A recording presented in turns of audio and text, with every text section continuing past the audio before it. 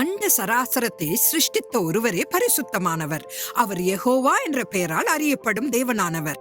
அவர் தம் ஜனமாகிய இஸ்ரவேலரை பார்த்து, நான் பரிசுத்தர் ஆனபடியினால் நீங்களும் பரிசுத்தமாயிருங்கள் என்று வலியுறுத்தினார்.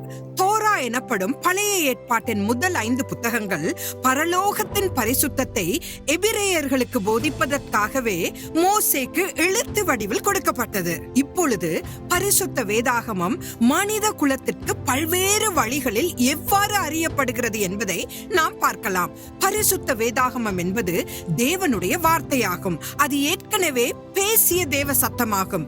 தேவனுடைய நியாய பிரமாணமும், தேவனுடைய பட்டயமும், தேவனுடைய வல்லமையும் மற்றும் தேவனுடைய புத்தகமும் ஆகும். தேவ ஆவியானவரே இதன் ஆசிரியராவார். இன்றும் கற்றுக்கொள்ள ஆர்வமுள்ள மாணவர்களுக்கு தேவனுடைய வார்த்தையை போதிக்கும் மிக சிறந்த போதகர் அவரே.